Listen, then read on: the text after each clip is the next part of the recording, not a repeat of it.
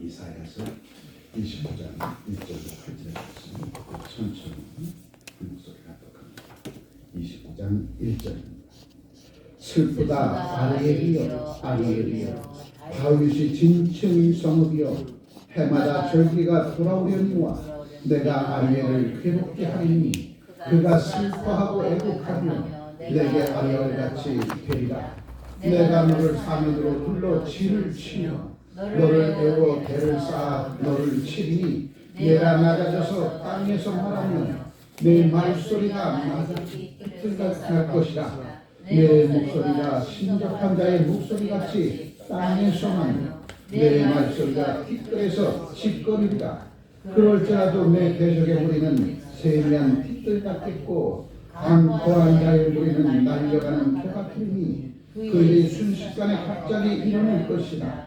만군의 여호와께서 우레와 지진과 큰 소리와 회오리 바람과 폭풍과 맹렬한 불꽃으로 그들을 징벌하실 것인즉 아리엘을 치는 열방의 무리 곧 아리엘과 그 요셉을 쳐서 그를 곤고하게 하는 모든 자는 꿈같이 하며 환상같이 되리니 줄인 자가 꿈에 먹었을지라도 깨면 그 속은 여전해지고 목마른 자가 꿈에 마셨을지라도 깨면 곤비하며 그 속에 갈증이 있는 것 같이 시온 산을 치는 열방의 무리가 그와 같으리라. 아멘. 이사야서 19장 예루살렘에 대한 탄식 그리고 회복에 대한 말씀이 우리 이사야서 29장의 말씀입니다. 왜 예루살렘을 향하여 하나님은 탄식하셨을까?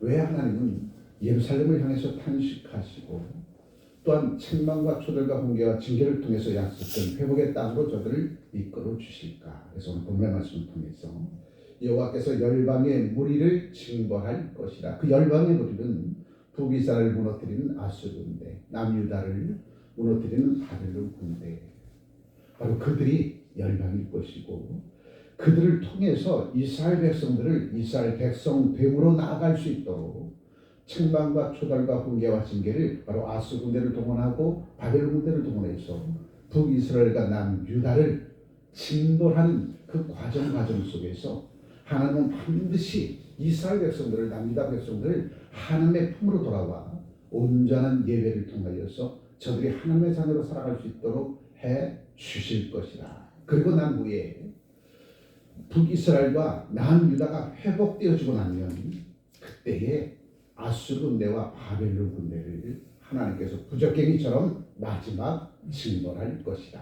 그러니 저와 여러분들, 나를 힘들고 어렵게 하는 수많은 문제들, 반드시 하나님은 그 문제를 통해서 나를 견고히 세워주고 난 후에는 그 문제를 하나님께서 깨끗이 제하여 버릴 거라는 거예요.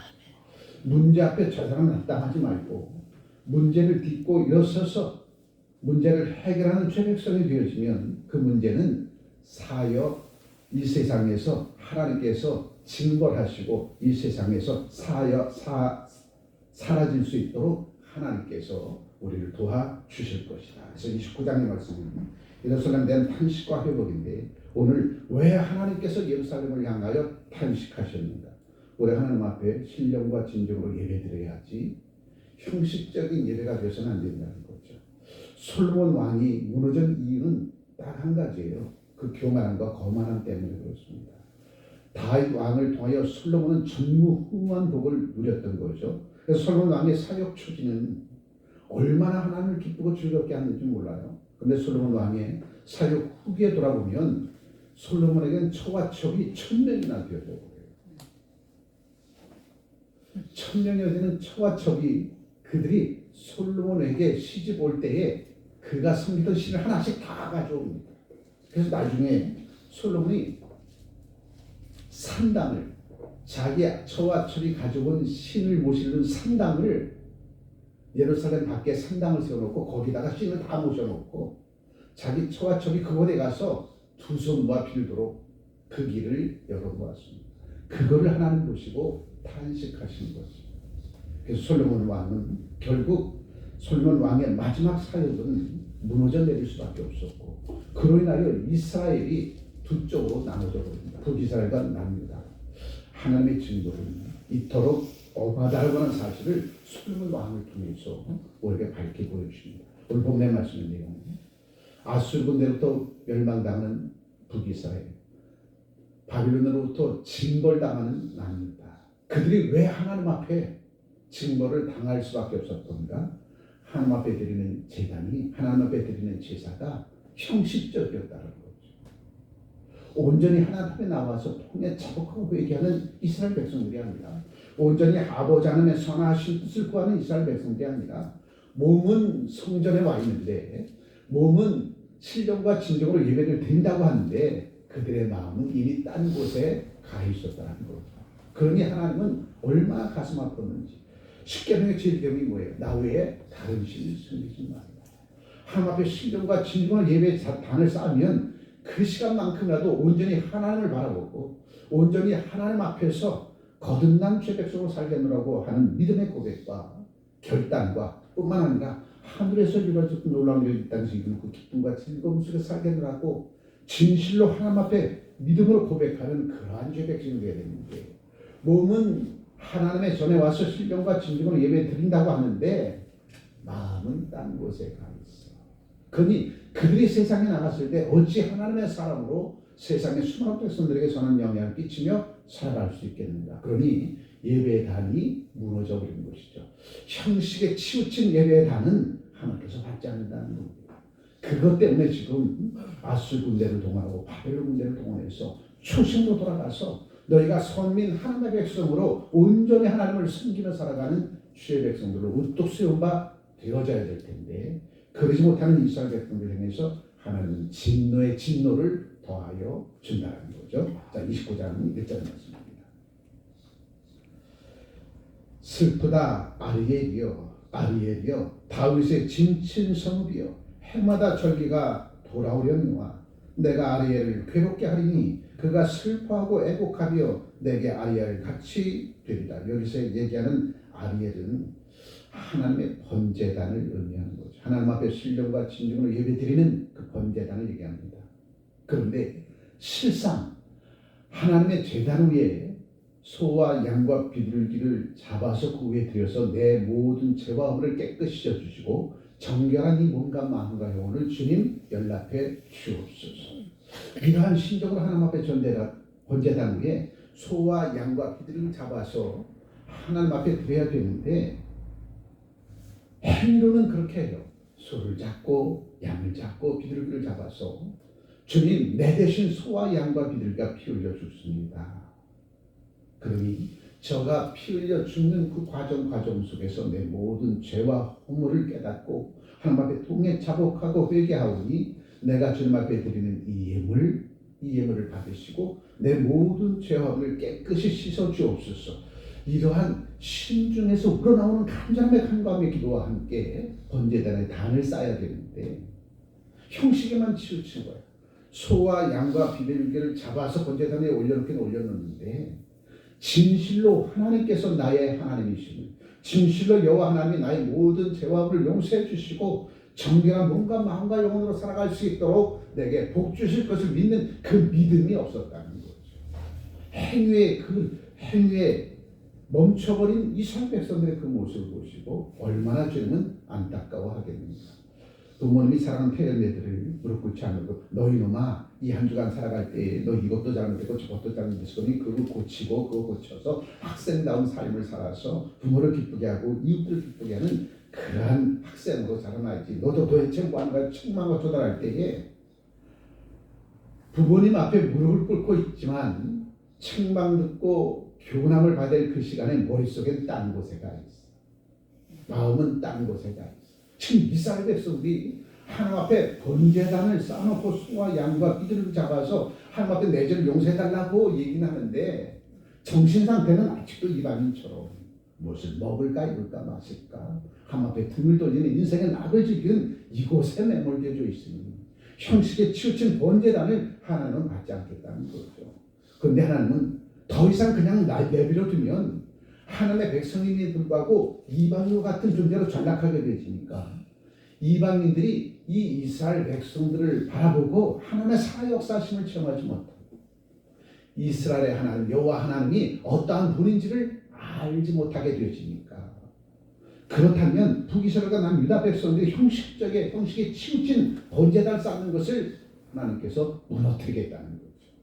너희들이 형식적인 번제단을 쌓는 이것이 도리어 이방인들에게는 본이 되어지지 않는다는 겁니다.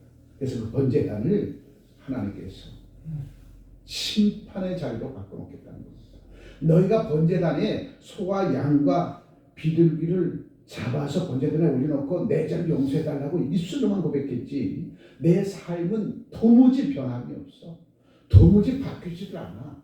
그러한 바뀌지 않는 변함이 없는 이스라엘 백성들 이방인들을 보고 얼마나 비웃고 조롱하겠느냐. 그러니 내가 차라리 그렇다면 내가 번제단을 파하리라. 너희의 예배를 파하리라.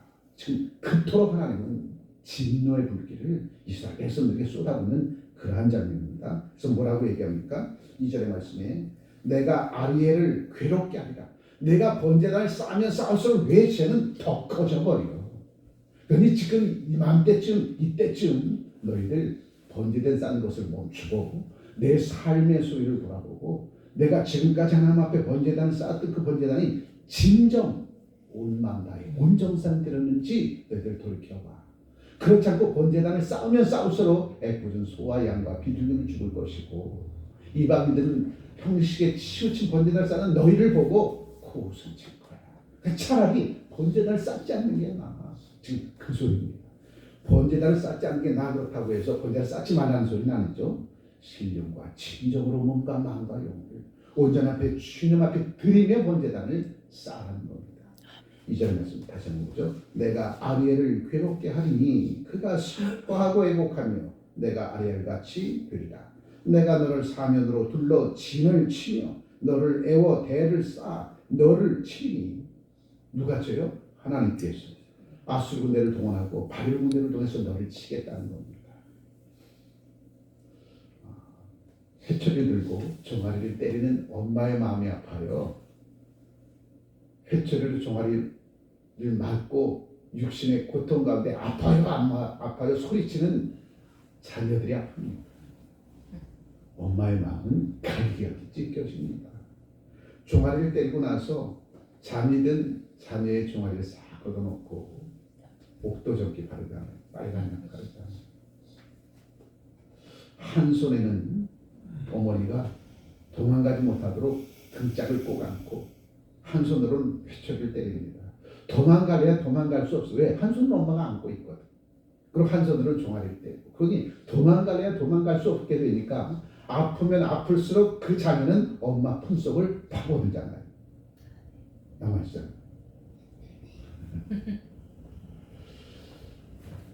엄마가 손을 잡고 종아리를 때리면 때릴수록 아프면 아플수록 엄마 품을 파고듭니다. 엄마 아파요, 엄마 아파요, 그만 때려요, 그만 때려요. 근데 엄마는 그 손 놓지 않고 그 등짝 놓지 않고 도망가지 못하도록 안고서 때려요. 안고서 때릴 때 아프면 아플수록 엄마 품을 파고들면서 아프다고 소리칩니다. 그때 엄마의 가슴은 피눈물 나죠. 지금 하나님이 아리엘이여 너희가 하나님 앞에 번제단을 쌓고 그곳에 소와 양과 비둘기 하고 너희들의 모든 죄와를 용서해달라고 하는데 너희들이 이 번제단을 쌓는 이것이 너무나도 형식에 치우쳐 있어. 공부하라고 그렇게 얘기했는데 공방에 들어가서 공부하는 줄 알았더니 책 너머 뒤에는 만화책만 가득 있고 그거를 부모가 발견하면 얼마나 가슴 아프겠습니까? 지금 이스라엘 백성들이 그 모습이 되었다는 거예요.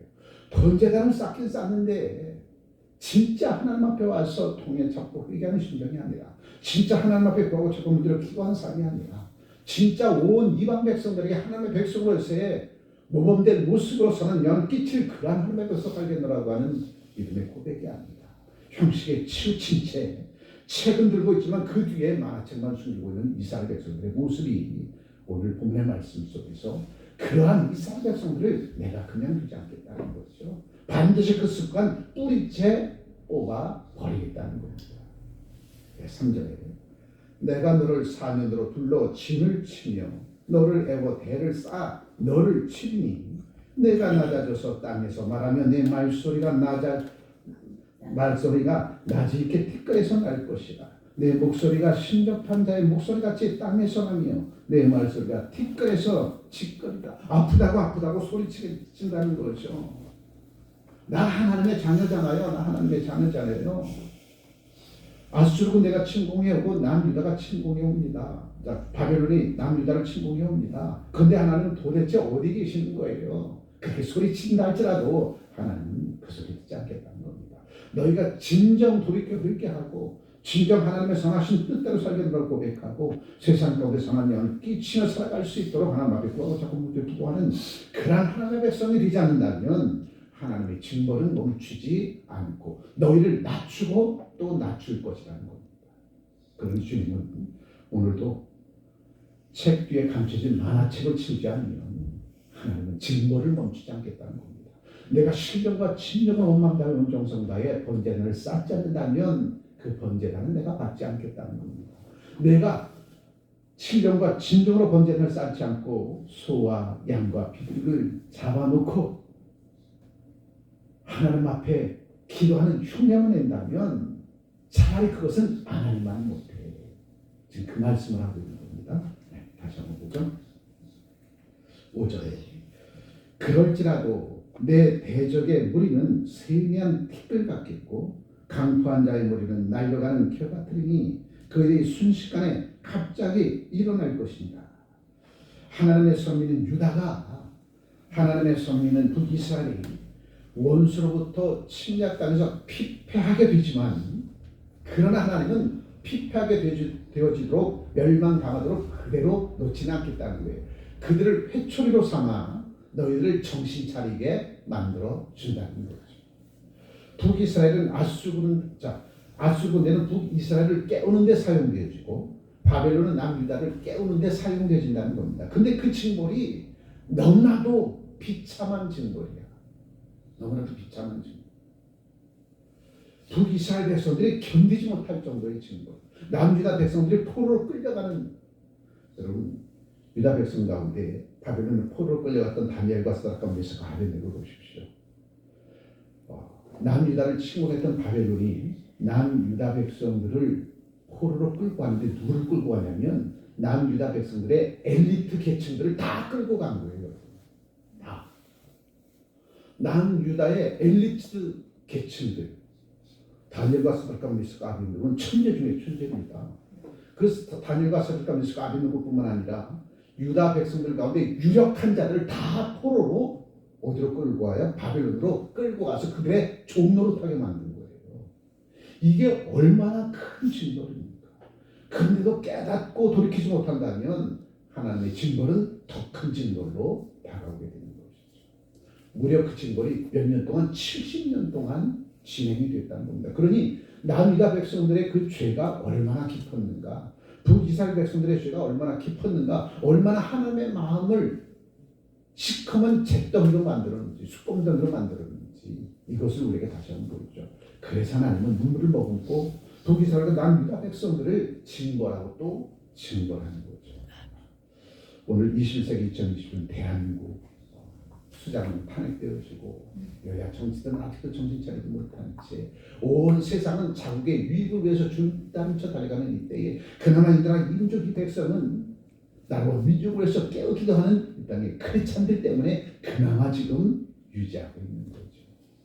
이때에 크리스찬들을 통해서 이 나라 민족의 백성이 다시 한번 각성하고 깨어난다면 이 나라 민족은 다시금 하나님께서 기회해 주실 것이고 그 기회를 들고 성경 보통이 일어날 수 있는 그 근간을 이 땅의 크리스찬들로 하나님은 반듯하게 분명하게 세워주시리라 믿습니다. 5절에 말씀하시죠.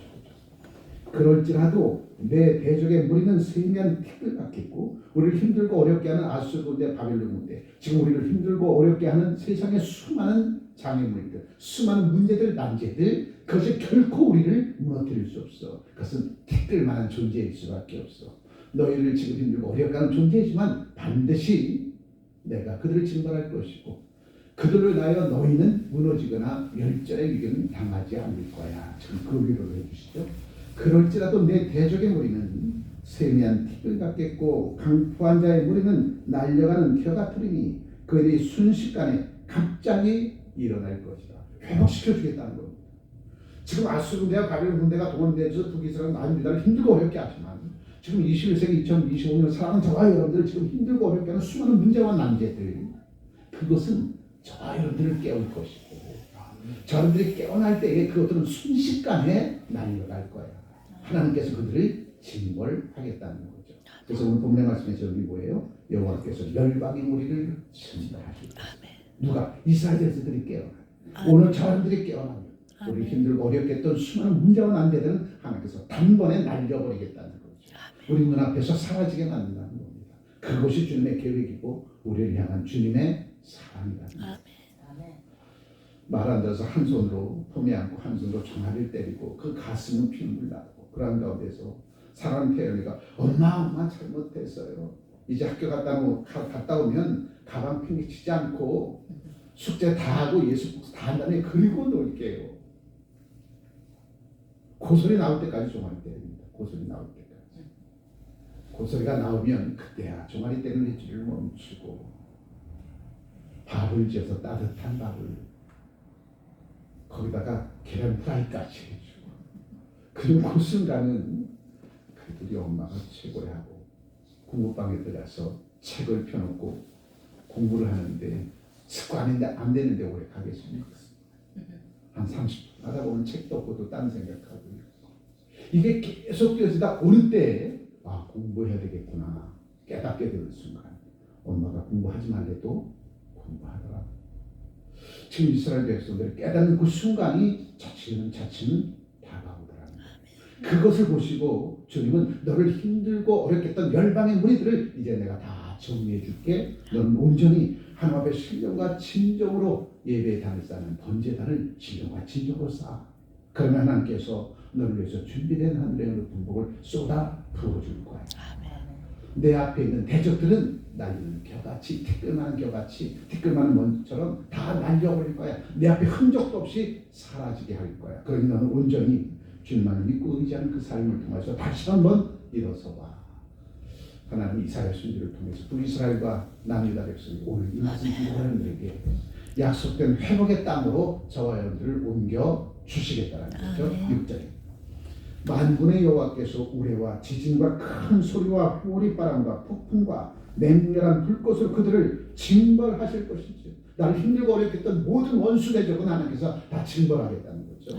21세기 2025년 살아가는 저와 여러분들의 삶의 모든 문제를 하나님께서 다 깨끗이 해결해 주겠다는 겁니다. 내가 어떠한 사람이 되어지면 거듭나는 아멘. 그러면 내 삶의 문제는 하나님께서 말끔히 해결해 줄 거라는 겁니다.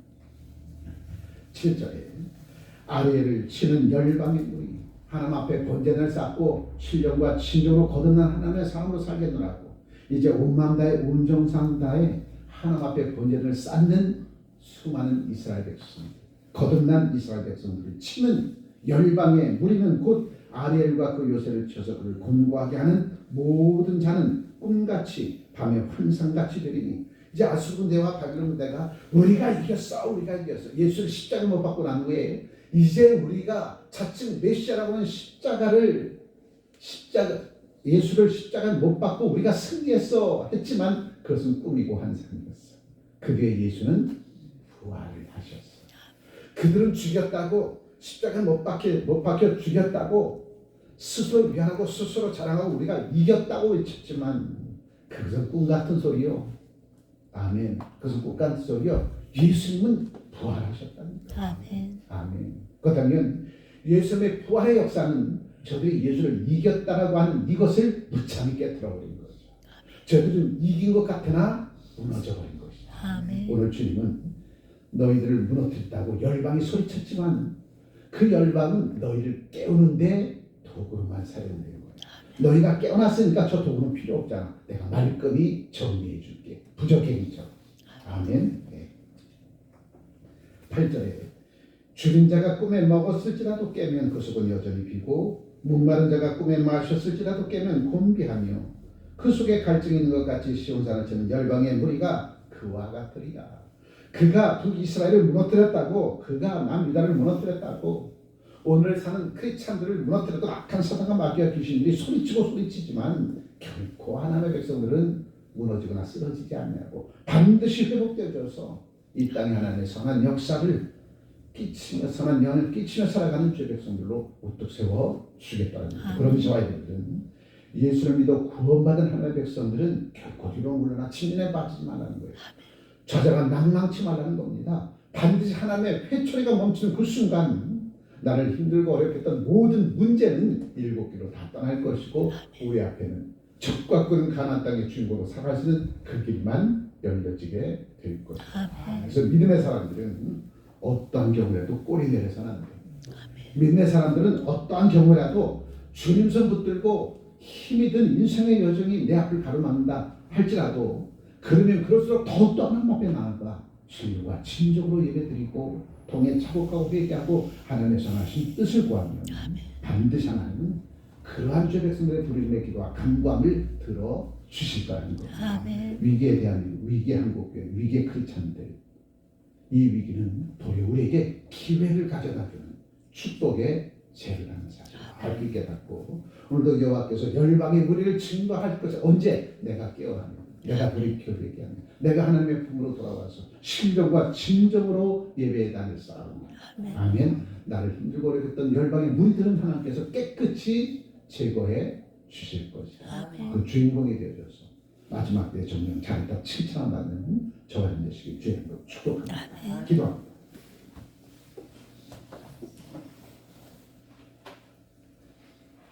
하나님께 예배하던 복의 장소가 심판의 장소로 바뀌었지만 이제 그 심판의 장소가 다시 복을 받는 장소로 바뀌어짐을 다시 한번 이사야 29장을 통해서 우리에게 다시 한번 밝게 들려주시고 보여주시고 깨닫게 해주셨습니다. 믿음의 주여 나를 온전케 해주시는 주님, 그 주님만 바라보며 우리의 인생의 여정 위에 아수 군대처럼 바벨론 군대처럼 나를 힘들고 어렵게 한 산적한 수많은 문제와 난제들이 내 앞에서 일곱 길로 떠나는 그 순간까지 그리스도 예수의 사람들 더욱더 예수의 이름으로 만군의 여호와 보좌 앞에 부르짖어 기도케 하시고 간구케 하셔서 하늘 위에서 이루어져서 놀라운 일들의 주인공으로 이 땅에서 살아가기에 부족함 없도록 하나님께서 새 힘 주시고 새 능을 더하여 주실 줄 믿고 오늘도 거듭난 하나님의 백성으로 오늘도 온 마음 다해 온 정성 다해 청결한 몸과 마음과 영으로 하나님 앞에 신령과 진정으로 예배드리며 주께 주신 생명된 말씀을 가슴에 품고 그 말씀의 힘으로 능력을 얻어서 100배, 20배, 30배 교실의 열매를 맺어 주님 앞에 영광 돌려 나가기를 원하는 신실한 전함정한 여종들에게 오늘도 동일한 역사로 드러나고 나타나게 해 주시리라 믿습니다. 그 신뢰 속에서 그 사랑의 반복된 역사 속에서 오늘도 매 순간순간 부름에 상냥한 힘찬 발걸음으로 매진에 달려나갈 때 아수르 군대처럼 바벨론 군대처럼 일어나는 모든 수많은 문제와 난제들이 도리어 나를 견고한 하나님의 사람으로 만들어 주시는 축복의 재림을 깨닫고 기름으로나 침륜에 빠지지 말고 자로나 치우치지 말고 오직 필대를 향하여 목적 있는 삶 하나님 앞에 영광 돌리는 그 삶이 되어줄 수 있도록 은혜 베풀어 주옵소서. 귀하신 주 예수 그리스도의 이름으로 기도합니다. 아멘.